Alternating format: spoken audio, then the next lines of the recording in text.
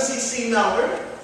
It is good to be here with you, especially in your new worship space.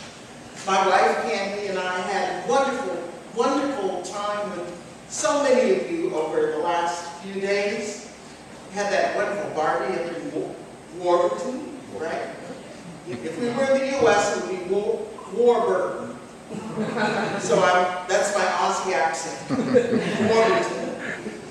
We had dinner with the board on Friday night at a pub, which was fun. We even had time with our dear friend John Fowler and his beloved Jim Mock. And this weekend has been just a fabulous beginning to our visit to MCC here in Australasia. We want to thank you, each of you, for opening your hearts to us in all of the ways that you have, for extending yourselves and embracing us in your warm arms to let us know that we can feel right at home with you. And we thank you so much for that. It is quite clear that God is really blessing this church in some powerful ways.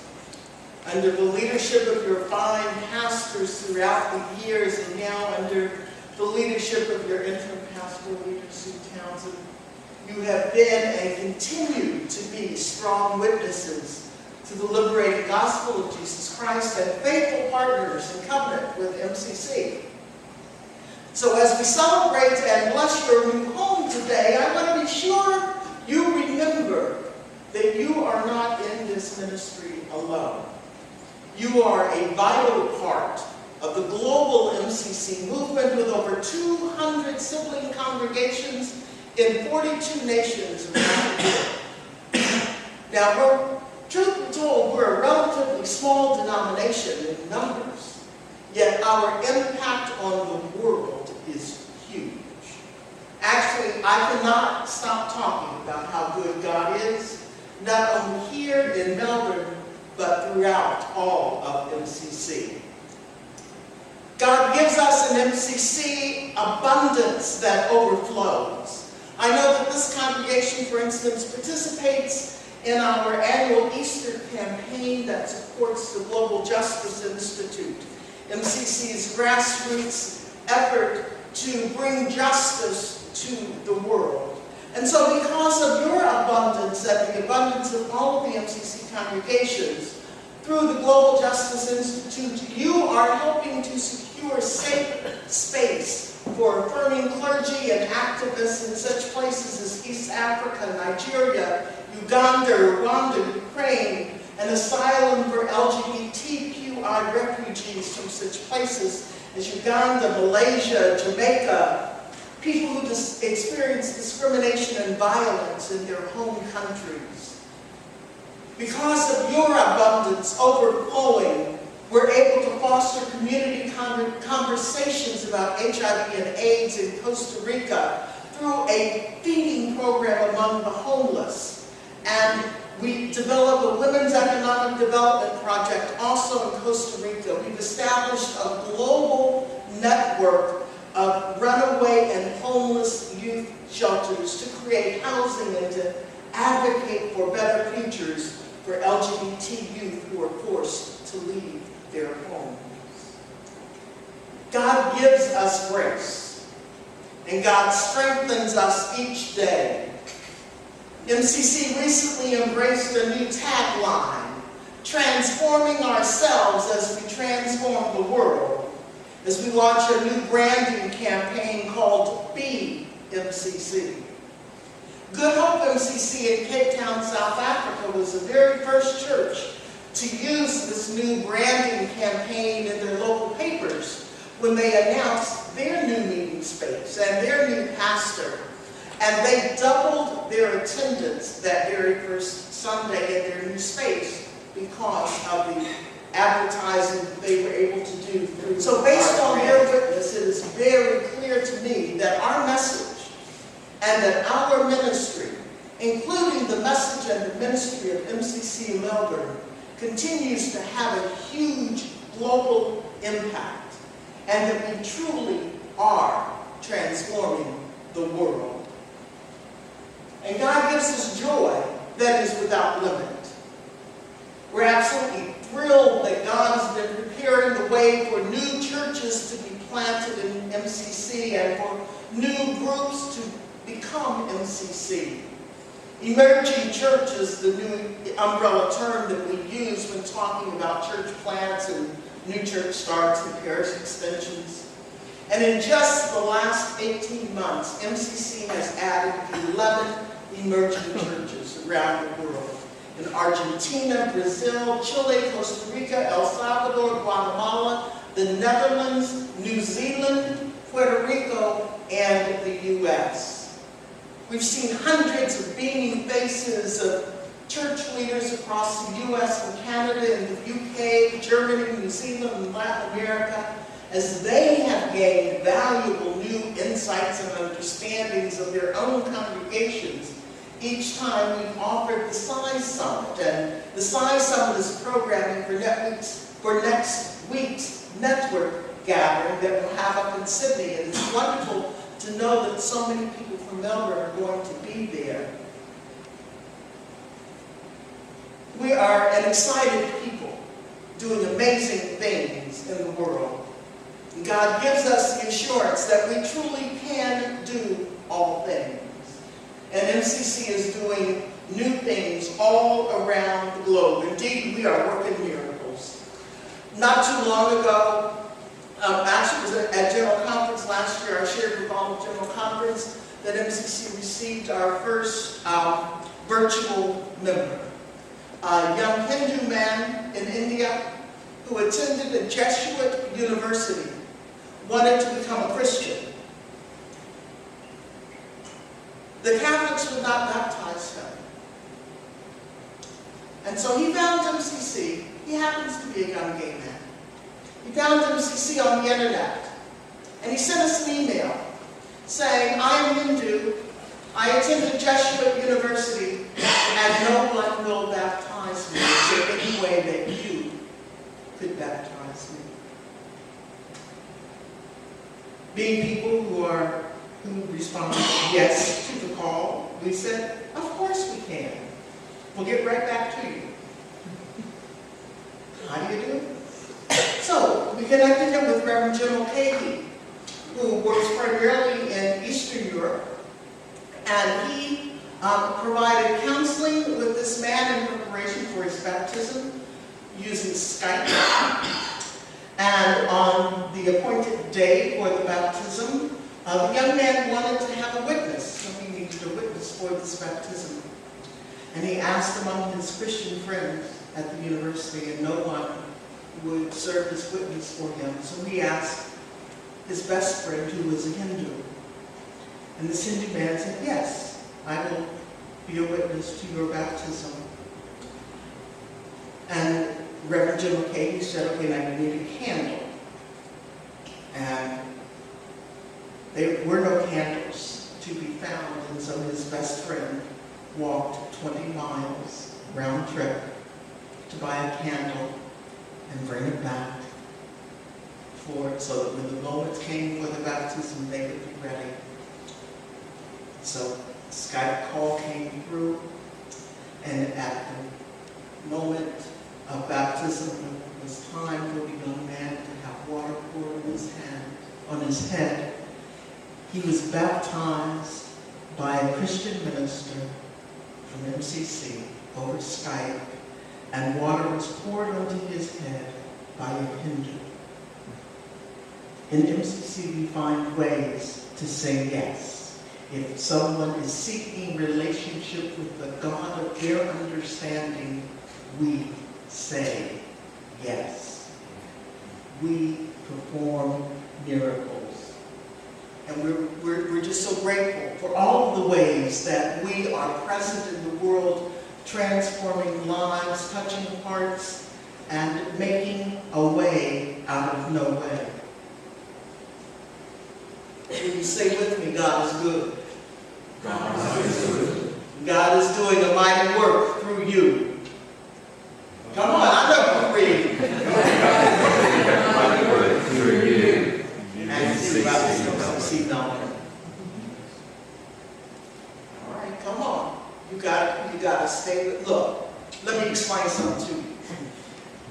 I'm not Australian. and I'm black.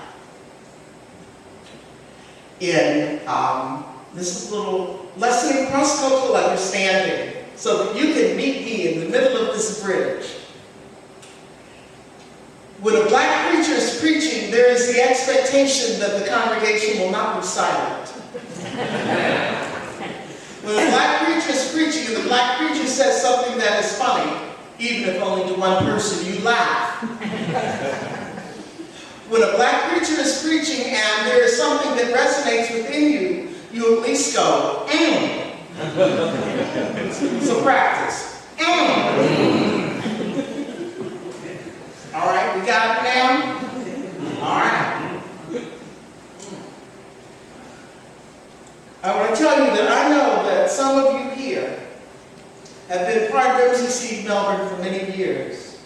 And that there is a possibility that some of you might be tired around now.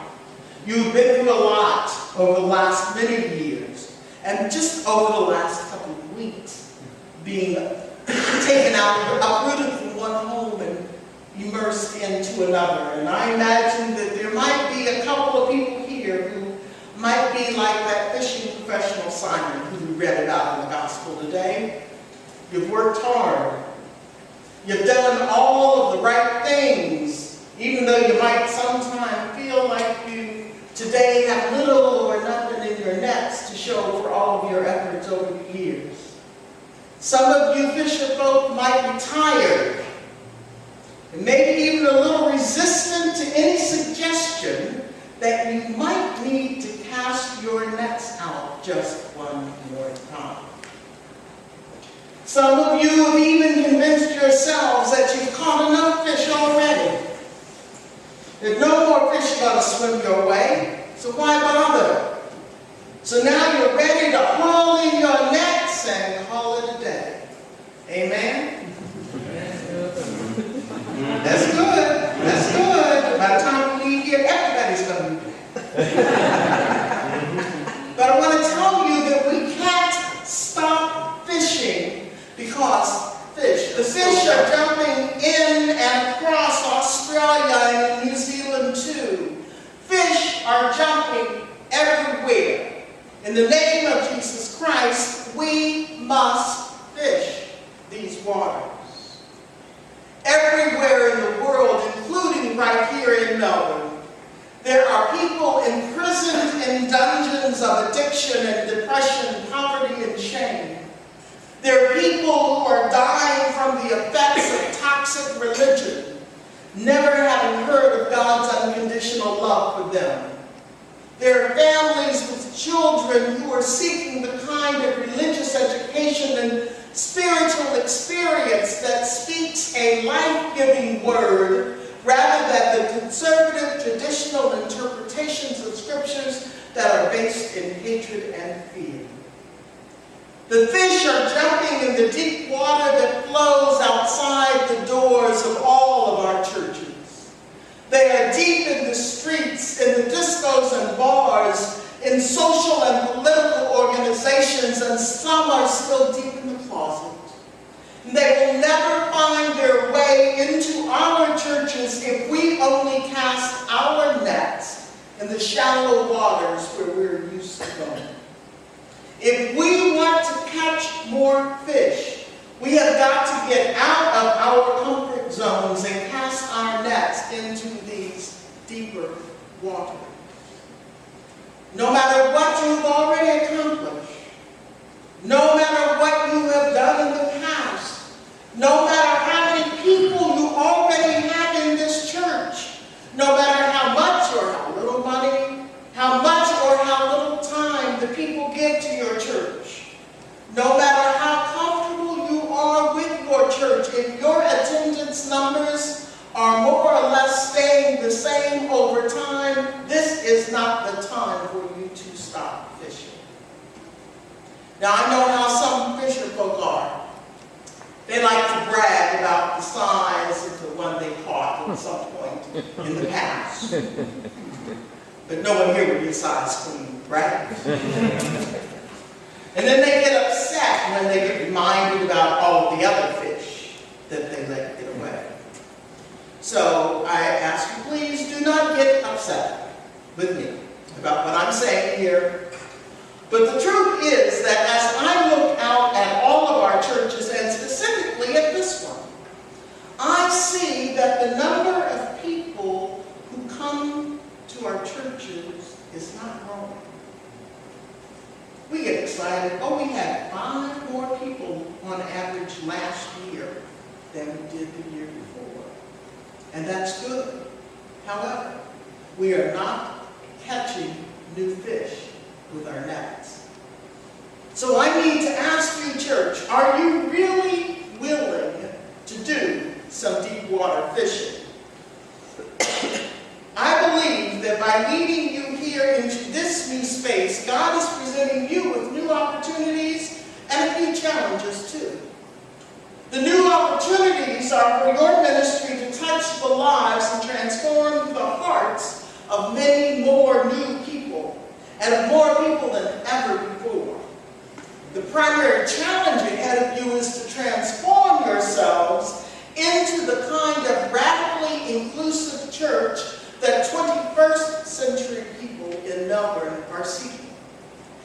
And there are a lot of people, straight and gay, young and old, believers and non-believers alike, who are seeking to be a part of a diverse community of faith that lives its values of inclusion, community, spiritual transformation, and justice.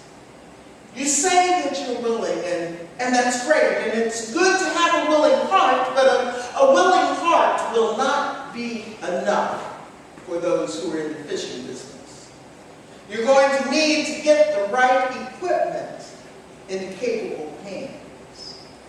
I suggest you begin by taking a good look at who's holding your net. Do those who have the hands on the net really know how to fish? Maybe they don't know enough about how to fish for people who are young, for people with disabilities, for straight people, or for people who are not afraid to be gay. Maybe they don't know enough about how to attract the attention of new people, to sustain the commitment of those who are involved, or to lead people into a deeper exploration of their spirituality. There's nothing wrong with not knowing what you don't know.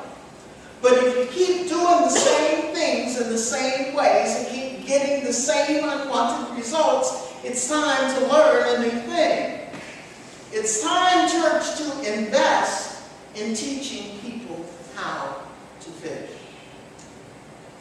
Do the people here still have the strength to fish? Have you put your net into the hands of the very same people over and over and over and over again? And now they're tired. They're burnt out. They've given up hope that your church will ever get or will ever want to get a bigger catch. If so, consider taking the fishing net out of those hands and give those folks a time of well-deserved rest. And then place the net into the hands of some energetic people, a vision of passion, of commitment to this church becoming the very best fishing fleet that it can be. And then there's the question, what are you fishing with? Take a good look at your net. Exactly who is your church's net really designed to catch? Is your net only big enough to catch people who look and think like you? Who have lived as long as you? Or who are LGBT like you? If so, then your net is too small. Weave a larger net. You find that a lot of people visit here once or twice and never come back. Are there people who used to come all the time, but you don't see them very much, if at all, anymore? If so, a whole lot of fish that you could be keeping in your net are getting away from you. Your net must have some holes in it. It's in need need of repair. But don't be discouraged about all of this. Once you have woven that bigger net, once you have fixed whatever is in need of repair and placed the net into the hands of capable people, God's promise to you is that you will have overflowing abundance, grace that will strengthen you, joy that is without limit, and evidence that you can do all things through Jesus Christ who strengthens you. God will fill your nets to overflowing, amazing you with the multitude of fish that you will catch. The fish are jumping in CCM Melbourne. How many fish are you going to catch? Amen. Amen.